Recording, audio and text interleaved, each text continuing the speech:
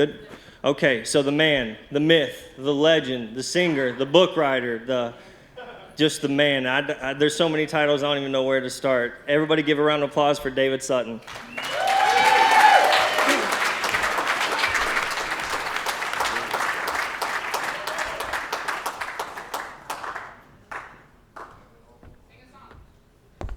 All my exes live in Texas. Texas is a place I truly love to be.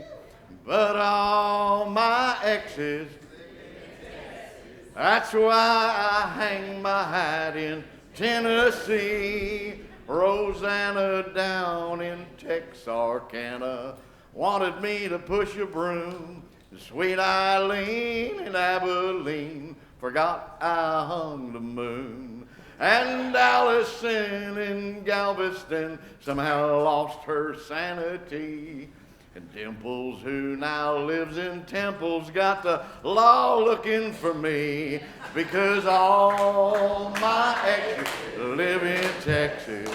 And Texas is a place I truly love to be. But all my exes live in Texas. That's why I hang my hat in Tennessee. Some folks say I lied. It's been rumored that I died. But I'm alive and well in Tennessee. Come on, give yourself a hand. You did good.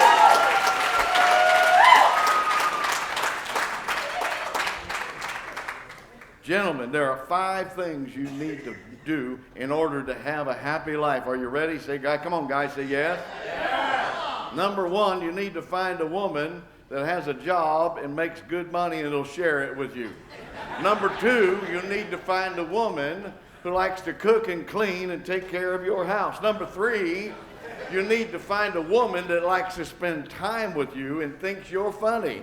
Number 4, you need to find a woman that will always be loyal to you. And number 5, you need to make sure those 4 women never meet one another. You'll be good.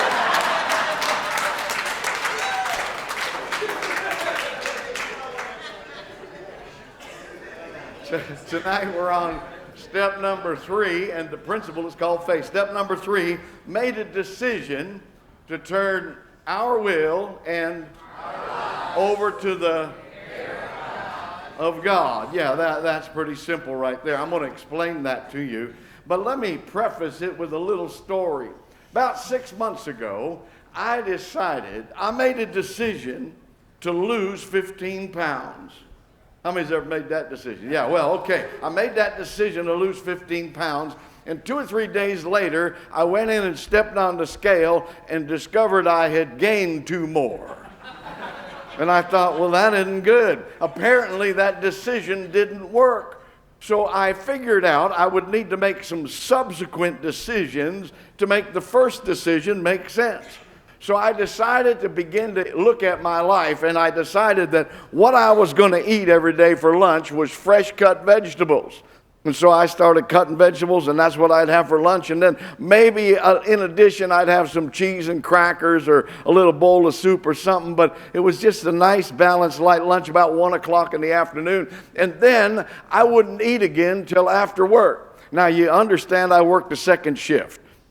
How many knew I worked a second shift? I speak almost every night somewhere, and so that's second shift work. And so when I get off work, then I eat. That's about 9 o'clock at night, 8:30, 9 o'clock. And so 8:30, 9 o'clock at night is when I eat my dinner. And I had to decide what I was going to eat for dinner, and I decided to be nice to me and decided I could eat anything.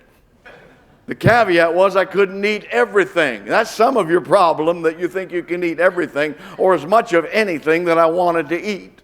And so I had to begin to look at portion sizes, and that was not something I enjoyed either, but I figured it out, and then I would not eat again until the next day at 1 o'clock. So I decided when I was going to eat, I decided what I was going to eat, I decided how I was going to eat. I was going to pace myself, and I slowed down. I started eating slower. I go out to dinner. We were just at a tent revival over in Daytona Beach for Bike Week, and we had a tent revival that went all. How many think a bike week in Daytona is good during during Bike Week? A tent revival? How many think they need a tent revival in Daytona Bike Week? Well, yeah, I did the last couple nights, and at the end we went out to OK's Irish Pub, which is what I suppose you do after a tent revival. I don't know, but that's where we went, and I got this roast beef sandwich. It was actually a corned beef sandwich, and I told the lady I want it lean. If you can't get it lean, then don't bring it to me. But if you can get it lean, I tip really well. Boy, she brought me the greatest corned beef sandwich that was ever made.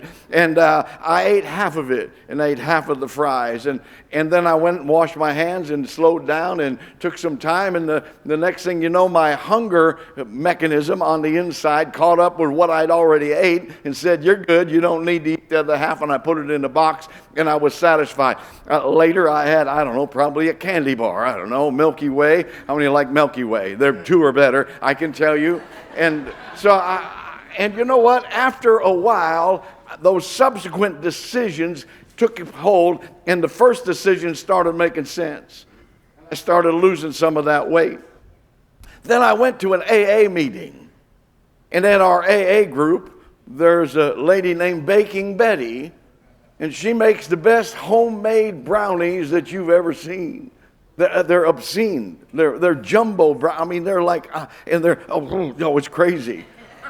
And so she makes these brownies, and I went to the meeting, and I got a little cup of coffee, and I saw the brownies, and I said, I've got the decision, and I got subsequent decisions, but I think I'm going to have to make an instant decision, and I left them sit there. I'll say, that's good. That's good right there. I went and sat down, and Bacon Betty, who's out of her mind, there's one at every meeting. She's out of her mind, took that tray of brownies that were still hot out of the oven, and she came around to each person with a napkin and handed each person a brownie. And I had to make another instant decision, and I decided not to hurt Bacon Betty's feelings.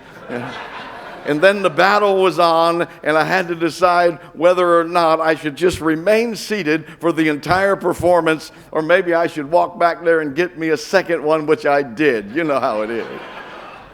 Because one's never enough.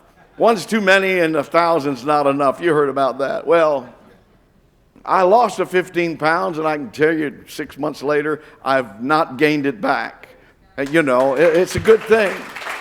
This is the decision process. In step number 3, we made a decision. Everybody say we made a decision to turn our will in our life over to God's care. This is not some kind of advocation where we advocate responsibility. This is where we take responsibility for our life. Everybody put your hand up like this. Put it like this. Made a decision. Say made a decision. To turn. Now turn. I made a decision to turn. Come on, turn it. I turned my will. This is my will. I'm going to turn it. This is my life. I'm going to turn it in the direction of God.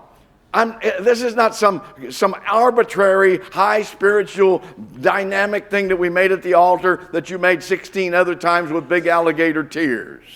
This is a very practical, very decisive choice that you will make to put your will and your life into the direction of understanding that God cares about both of them. Say amen. Amen. God cares about what your decisions are. God cares what you do. There are subsequent decisions. You made a decision to turn your will and life over to the care of God. There are subsequent decisions that you will need to make in order to support that decision, or it becomes arbitrary. And then we have the idea where people say, well, you know, I turned it over, I took it back, and you didn't turn nothing over. There's nothing to turn over. We turn on our will in our life in His direction. We understand that God cares about every decision, every thought, every policy, everything that we have that's internalized. And so we make these decisions, and it's really not that complicated. When I made the decision, I had to turn my life to God. It's impossible. Say it's impossible.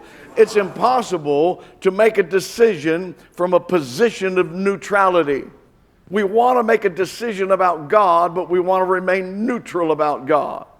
Because there are things that God may require that we're not ready to give up. If you don't believe me, read the big book where it talks about that in step number 6. You haven't given up the character defects, not because God's not capable of taking them. You haven't given up the character defects because you like them too much. Look at the person next to you and say, he's talking about you now. You better listen.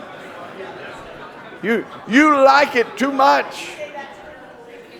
You don't want to give that up, whatever that is.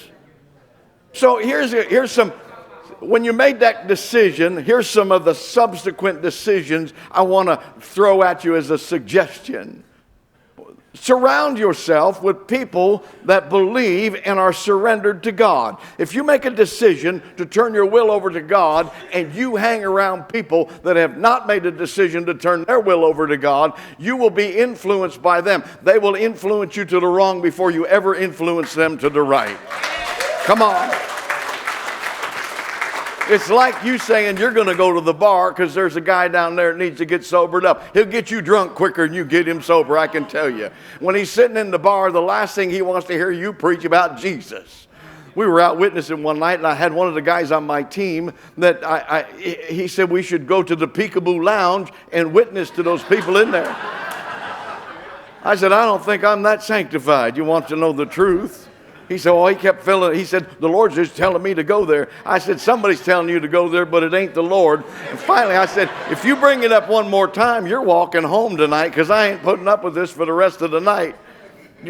I said, and he said, well, what? I don't understand. There's people that are lost. I said, yeah, there are. But I'm going to tell you what, your witness is not strong enough to overcome a naked lady standing in front of that guy. Come on, shut up.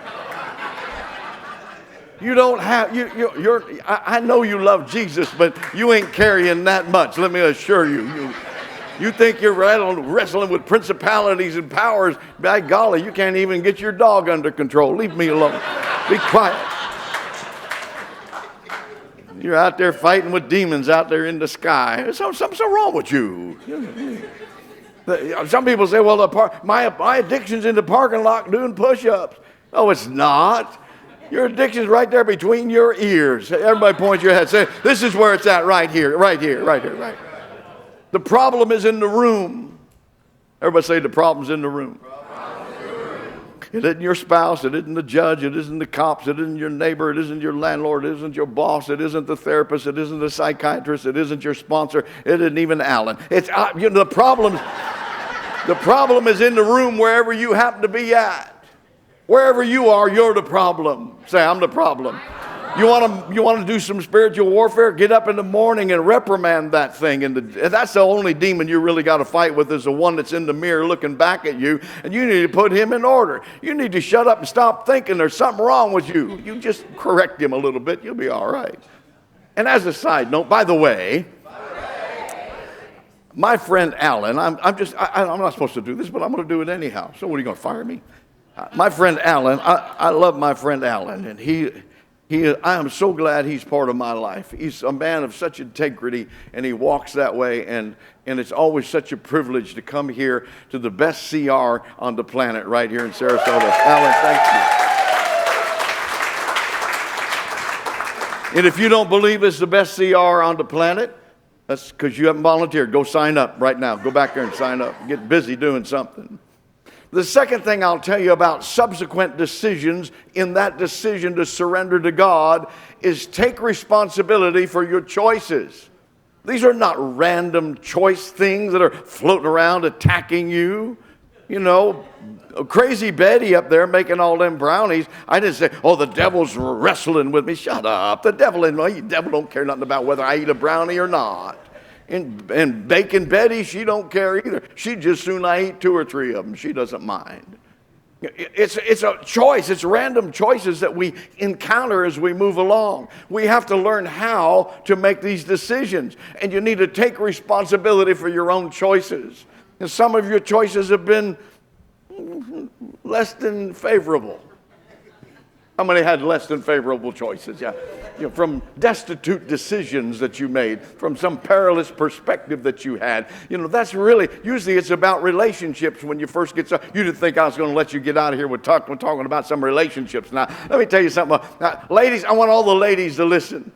Guys, you don't listen for a minute. Ladies, The cute guy over on the other side of the AA meeting, he got no money.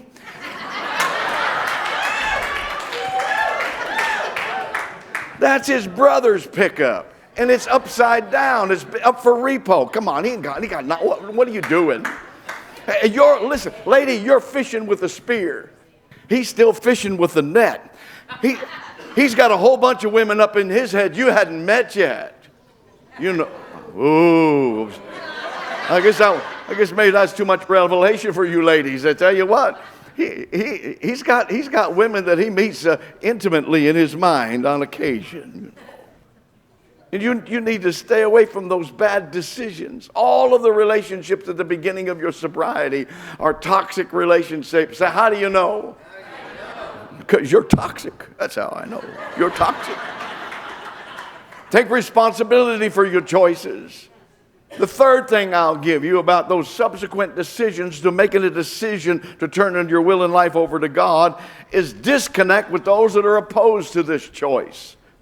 Some people don't want you to find God because they want you as a drinking partner. They don't want you to find God because when you drink and you use drugs, you give all your money away, and they want you to continue. The only person that's going to be upset by you establishing a boundary is the person that's benefiting from you not having a boundary. Come on, everybody say, I'm going to get a boundary now, I can tell you. Number 4, when you make a decision to turn your will and life over to the care of God, you need to learn about God. Learn who God is. Read, study, read books about God. I hear people say they turn their will over to God, and I say, well, who's God? Well, I don't know. Well, you haven't turned your will over to anything. You need to study and find out, well, I'm of the intellectual variety, and I'm, okay. What books have you read about God? None. Okay, there you go. You're not of intellectual variety. You're still deceived. You think you're a reader, but apparently you're not. And the people that actually learn about God are the people that study about God. If you can't find any books to read about God, just ask some of the leadership here. They could direct you to, I bet you we could come up with 150 books in 2 minutes right here in this room of things that would help benefit you. If you can't read anything else, read the big book. It will tell you who God is. Yeah. I said it will tell you who God is. It's not some illusion. Oh, the chapter to the agnostic is not trying to give you permission to continue to live like a nut. It's giving you permission. It's giving you explanation why, in fact, you should have a connection with God and why it is that you're foolish if you don't. We read the big book and we want to skew it and pull little lines out of it and make it say what it doesn't say. But that book was designed, specifically written, so that you could find a direction and a pathway to connect to a loving God who will free you from addiction and solve your problem. Not complicated. Communicate. See, the next point I'll give you is that we need to communicate. That communication with God is in both directions. You need to begin to talk to God, and you need to begin to listen to God. My wife and I have this thing. She waits till we're pulling into the parking lot, and there's not a spot anywhere on the planet. I mean, all of the people from Michigan and Massachusetts got there before we did and plugged up all the parking spots. How many Floridians we got here? If you're from up north, go home. No, that's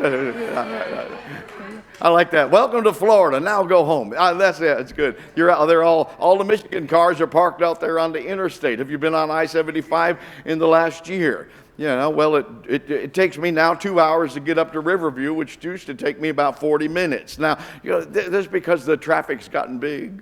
The truth be known. When I pray, I communicate with God, and I listen to God. And when I'm driving, I pray. If you ride with me, you'll pray. You'll find out. I bought a new truck. My wife wanted me to buy a little truck. She wanted me to buy something small with like a 4-cylinder engine and get a lot of, like her new Lexus. And I was like, no, I'm going to keep praying. And I kept praying. I said, Lord, for 2 years, some of you got tired. And she got tired. She said, well, you buy a truck already. Just buy something. I don't care what you buy. I said, when the Lord shows me. She said, what do you mean? I said, when the Lord shows me the right truck, I'll buy it. It'll just be that simple. She said, well, how do you know that works? I said, that's how I found you. Isn't that right, Brian? Yeah, oh yeah. And they said, why don't you marry her? It's been 3 years. I mean, we kept our relationship pure for 3 years. And why don't you marry her? So many people were asking me, why don't you marry her? What's wrong? I said, nothing wrong with her. The Lord hadn't told me to marry her, but the day he does, I'll let you know. You'll be number 3 to know.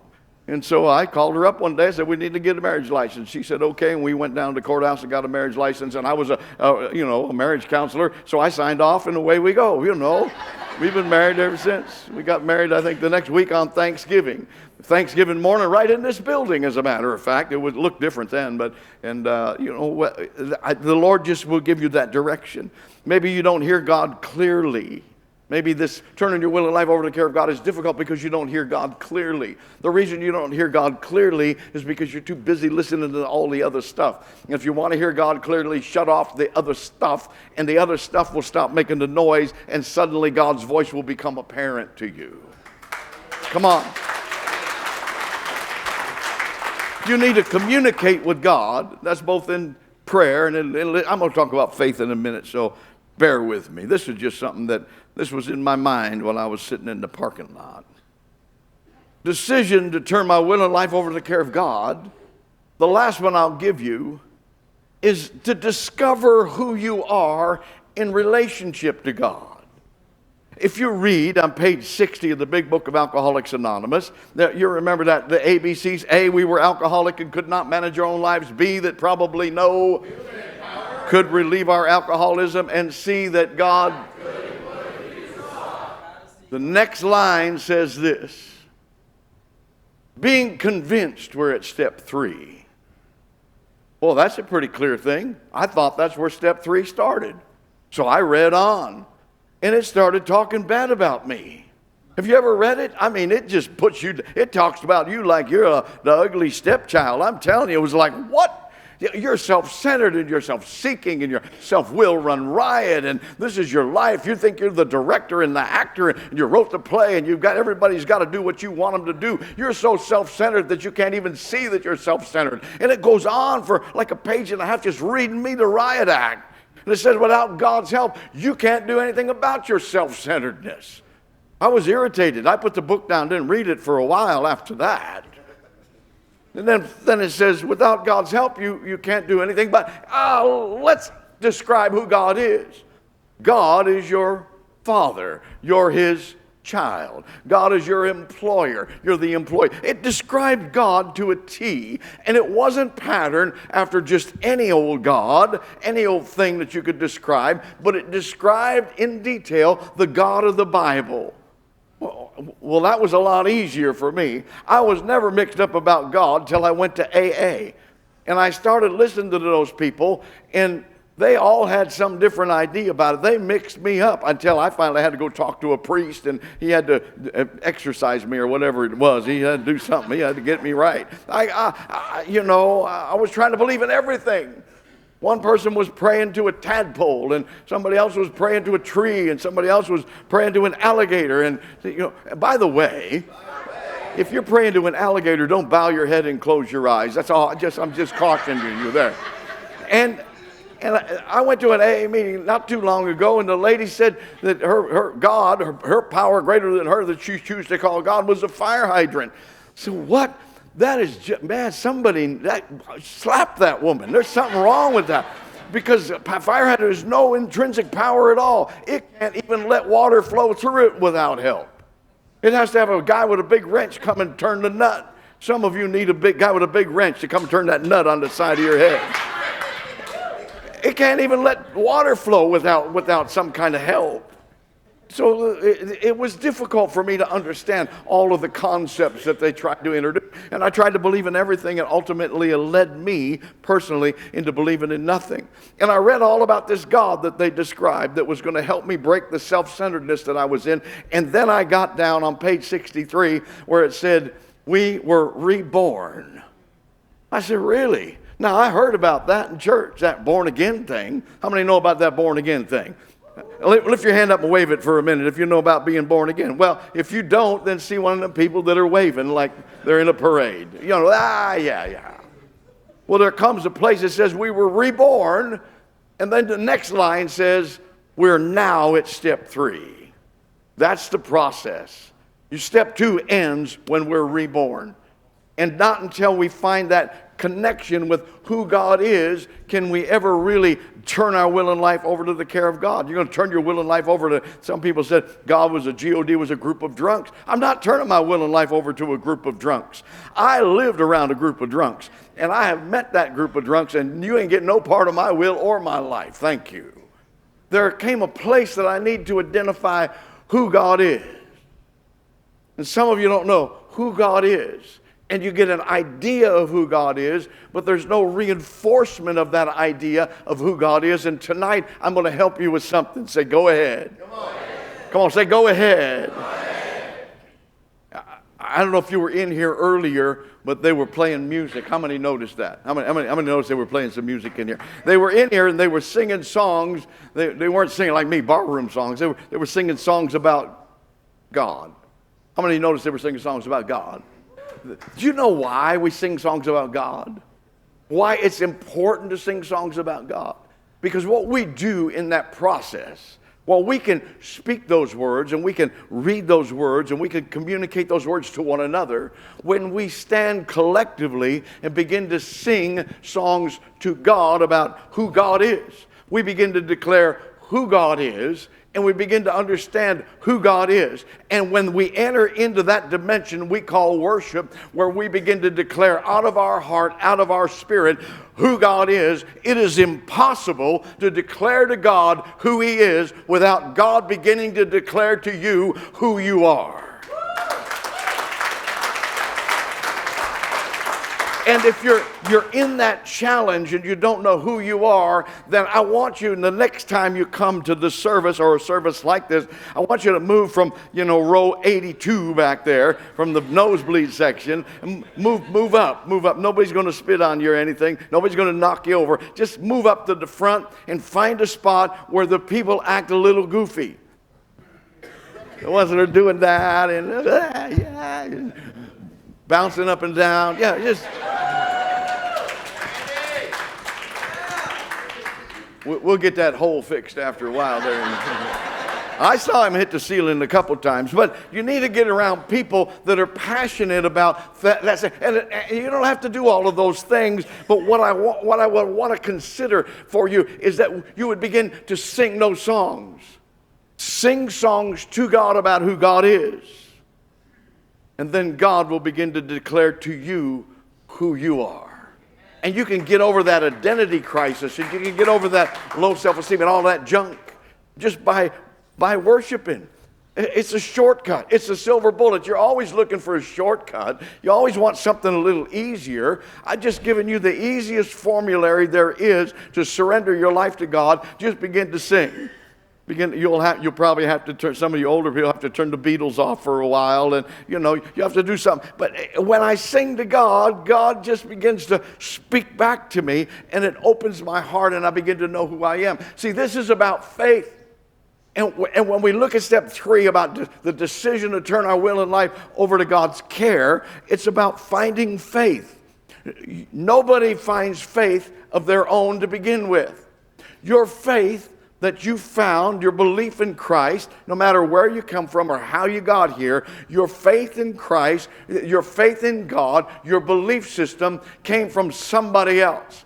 You rode in on somebody else's faith. It might have been your mama praying for you. It might have been your granny. It might have been the guy down at the church. It might have been the pastor at this church. You came here one Sunday, he started preaching, and there was something that he was saying that was so captivating, that his faith was so alive. You said, I want that, and you began to feel it on the inside. Maybe it was your sponsor. Maybe you went to an AA meeting, and they were talking about God, and somebody, there was a lot of goofy stuff, but somebody spoke up and said did something that registered with you, and you began to feel faith because you rode in on somebody else's faith. How many have ever ridden on somebody else? That's the whole essence of sponsorship. Not so that I can give you a ride. I'll give you a ride if you need one. Not so I can give you money. The book says you're supposed to do that too. Or you can live at my house. The book says you're supposed to do that too. Or I should help you find a job, and all the other things that the book says you're supposed to be a sponsor that you said, I ain't nobody's taxi cab. You ought to read the book. There comes a place where people ride in on your faith. And you should be a person of faith. We learned that in step number 2, where we talked about hope. Be ready always to give an answer to those that will ask you to give an account of the hope that lies within you. You need to be ready. People will ride in on your faith. And I didn't find faith on my own. I don't think you did either. Once in a while, somebody got rescued out in the desert and God just drug them in. But we find faith that belonged to somebody else. And then you know what happens? It gets to a certain place, where it doesn't work anymore. Have you ever noticed? I said, have you ever noticed? It gets to a place where I was riding on your faith, but I don't get it. I was riding on my sponsor's faith. I don't know. It doesn't seem to be working.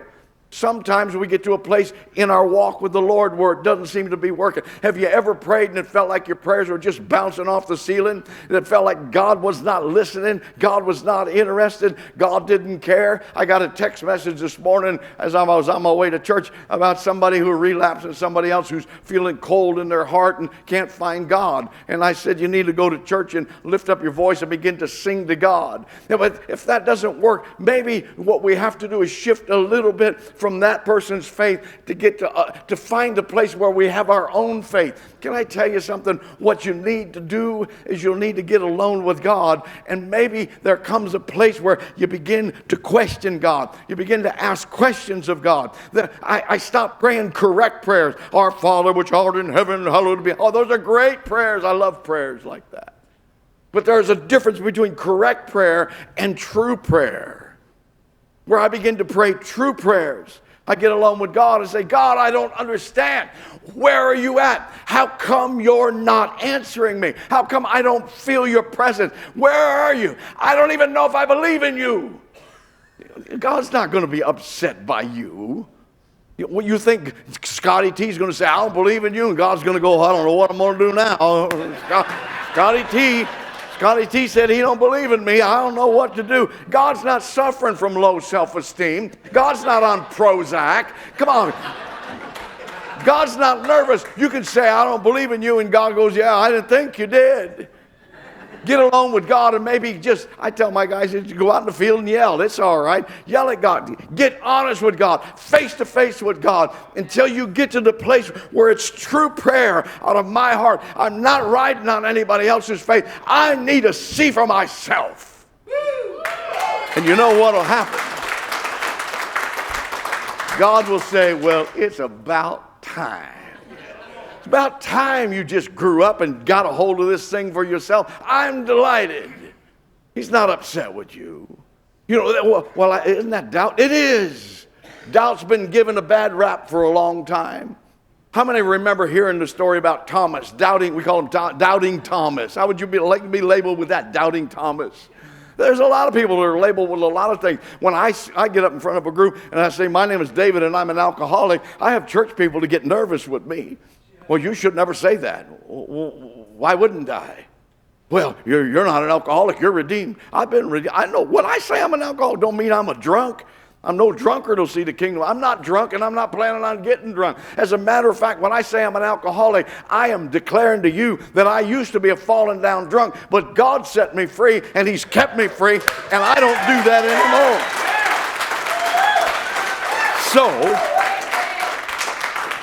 So I say that's the power of vulnerability. I don't mind. And if there's anybody gives you a hard time about that, remind them about the Bible's version of some of this. Rahab the prostitute. Oh, really? How would you like to go down in history as Rahab the prostitute? It didn't say Rahab the one who found Jesus that used to have some problems. It said actually I like the King James, Rahab the harlot. It's really an amazing thing. That's what she's been called for all. And you know, if it's a problem with me saying I'm David, I'm an alcoholic, then everybody's going to have to apologize to Rahab at some point. The Apostle Paul said, I'm the chiefest of sinners. Not I used to be the chiefest of sinners. He wanted us to identify with what he was talking about. And when we begin this process of trying to find our own faith, we need to be able to understand that doubt is not a bad thing. The doubting Thomas, when we talk about Thomas, I believe that he was the disciple that carried the most faith of all of them, because he didn't say, they said, we have seen him. He said, I ain't going to believe it till I see it for myself. I'm not going to believe it till I've touched the side, put my hand in his side. I'm not going to believe it until God reveals it to me, and I've rode on your faith long enough, and I'm not going to ride on your faith anymore. See, doubt is actually a really good thing, because it allows me to bring into question the thing that I didn't understand, instead of walking around and pretending like I got it all together. Come on. We ride in on somebody else's faith, and then we have a moment. We have a time. There's an intersection that says, I'm not doing it on anybody else's faith. I'm going to do it on my own. And God says, good. And your faith just grows light years from that point on. Without faith, it's impossible to please God. For those that come to God must believe that He is, that He's a rewarder of them that diligently seek Him, that we could please God. Step number 3, we made a decision to turn our will and our life over to His care. We want to please God with our decisions, and God wants to please you with His empowerment of your decisions. And we enter into a mutual relationship, not on anybody else's faith or anybody else's belief, but suddenly we just begin to choose to believe that way. We made a decision to turn. Everybody say, I'm going to turn. Turn your will in the direction of God. Turn your will in your life in the direction of God's care. And God will respond to you.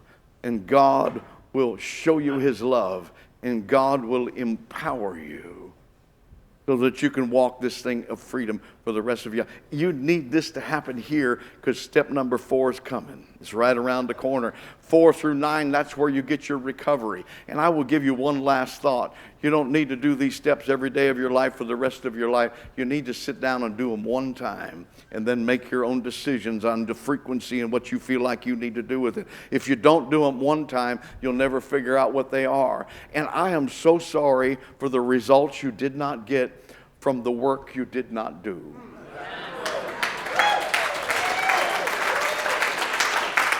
Made a decision to turn our will and life over to the care of God as we understood Him. The principle is called faith. Welcome to your new life. Come on.